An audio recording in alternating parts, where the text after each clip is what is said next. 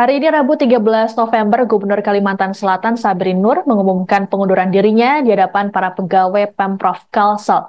Lalu bagaimana dampak dari pengunduran diri Paman Birin di Provinsi Kalsel, terlebih kasus dugaan suap masih bergulir di KPK? Kami akan membahasnya bersama dengan Guru Besar Fakultas Ilmu Sosial Politik Universitas Lambung Mangkurat atau ULM, Profesor Barudin Ali Ahmad. Selamat petang, Prof. Barudin. Selamat petang kepada Mbak dan seluruh pemirsa yang menyaksikan eh, talkshow ini. Baik, Prof. Ini bagaimana sih, Prof? Ini Prof memandang pengunduran diri dari Paman Birin ini, apakah ini sudah sesuai dengan prosedur? Saya kira cukup sesuai dengan prosedur. Saya mengatakan cukup sesuai. Memang seharusnya juga ada tembusan ke DPRD Provinsi Kalimantan Selatan. Karena memang yang mengangkat dan melantik gubernur itu adalah presiden, meskipun dia dihasilkan dari proses pemilu kada, ya. Jadi dia tetap sebagai bawahan dari presiden.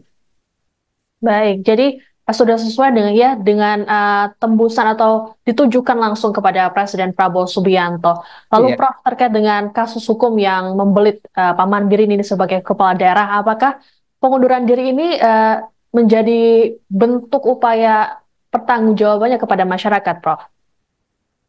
Eh, saya kira eh, itu bukan apa karakter dari bangsa Indonesia sebetulnya.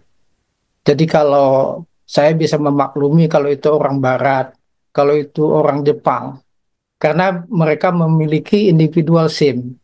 Sedangkan masyarakat kita itu tidak punya itu. Kita mempunyai kolektif SIM. Jadi Anda bisa lihat ketika kemunculan Paman Birin kembali itu ya, mereka disambut dengan hormat dan rasa terharu gitu. Nah, ini kan luar biasa. Oke, berarti ini ada tujuan tertentunya, berarti begitu ya, Prof? Iya, betul, betul. Ada tujuannya memang. Tapi Prof, menurut Prof sendiri, apakah ini juga bagian dari uh, deal atau seperti isu yang menyelimuti pengunduran diri Erlangga Hartarto dari kursi Ketum Golkar yang saat itu juga uh, terancam dengan kasus di Kejagung, Prof? Saya kira tidak ya, berbeda. Kalau Hartarto waktu itu kan sebagai ketua umum masih jauh lagi jabatannya, ya. Jadi kalau kalau Paman Birin kan tinggal hitungan bulan gitu. Jadi eh, apa namanya, jabatan itu sudah tidak mempunyai nilai yang signifikan sebetulnya. Jadi eh, bukan itu sebetulnya. Jadi menurut saya ya ada tujuan lain, ya, terutama untuk eh, menghindari status sebagai tersangka, ya. Karena dengan beliau mengundurkan diri sebagai gubernur, maka sprindik atau sprint cup-nya itu harus dirubah, ya. Oke, baik.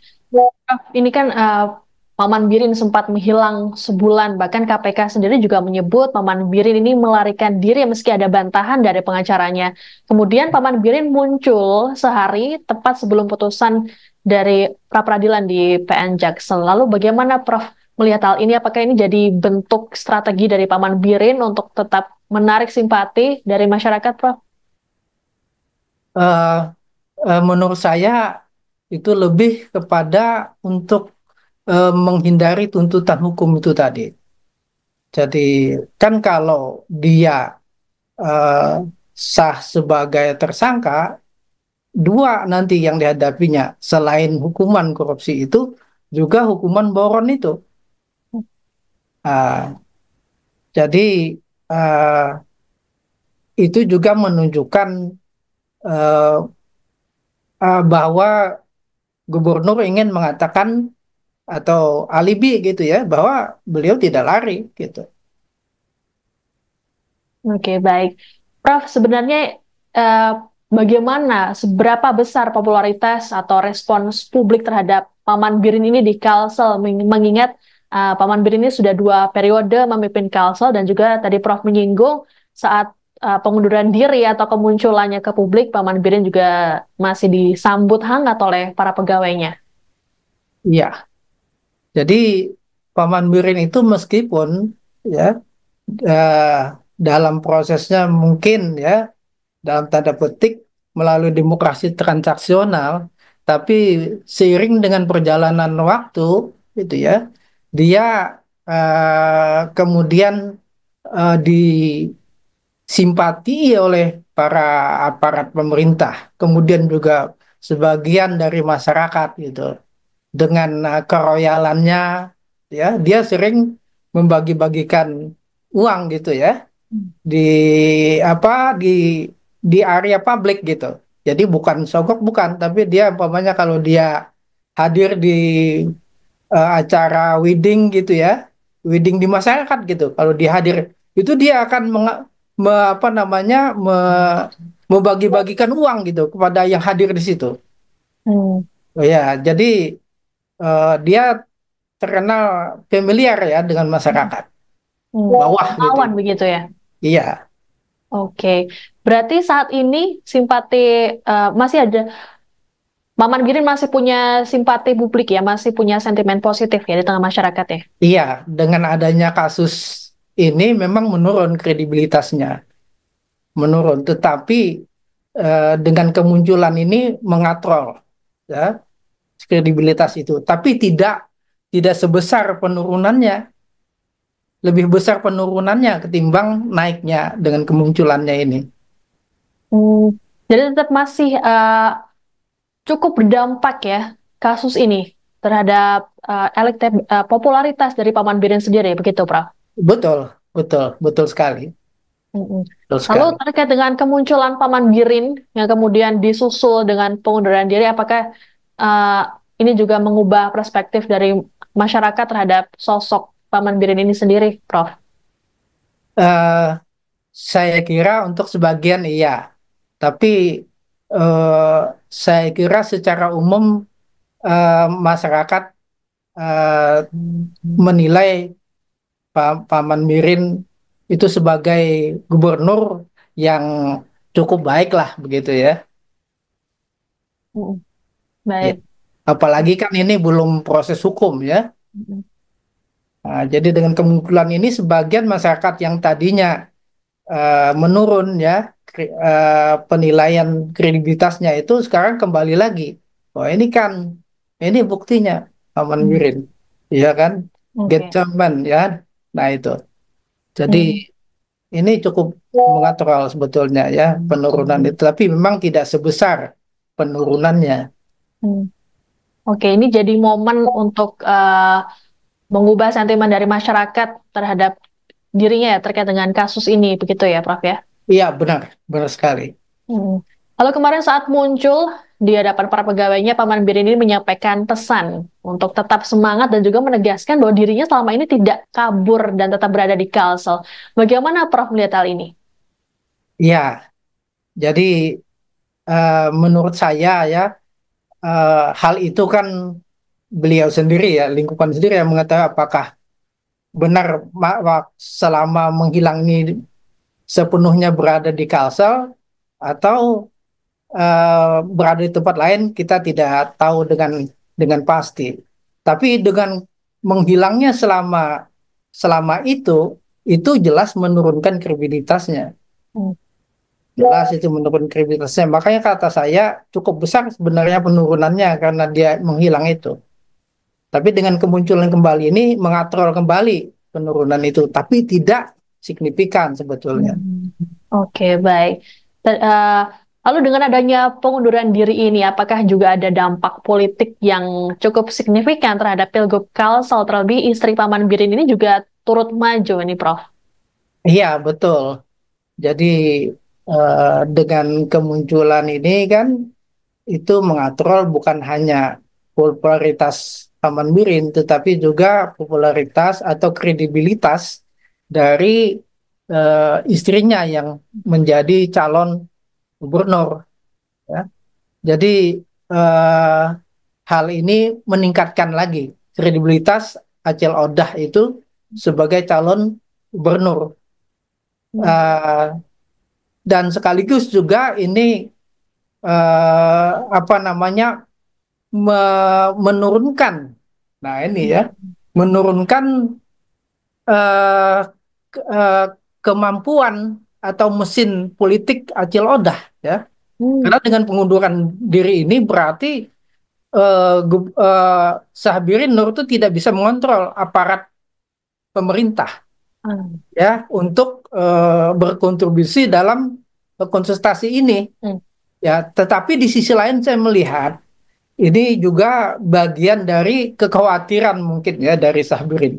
Kalau-kalau dia dilaporkan ke Bawaslu sebagaimana laporan terhadap calon gubernur, calon wali kota Banjarbaru dan calon wali kota Kabupaten Banjar Hmm. yang di apa namanya diisukan itu menggunakan fasilitas apa bansos Hmm. untuk eh, mendukung eh, dirinya sebagai calon. Hmm.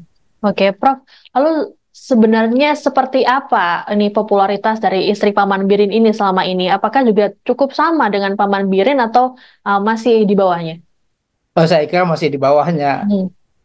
masih di bawahnya. Tetapi dengan apa namanya dia menjabat sebagai kepala dinas sosial, nah itu kan berkemungkinan terus melakukan apa namanya tugas-tugas resmi gitu loh, bersama-sama dengan gubernur, bersama-sama tampil eh, Hmm. baik itu di forum-forum maupun melewati apa alat peraga gitu Hmm. atau Hmm. tagline dan sebagainya. Oke.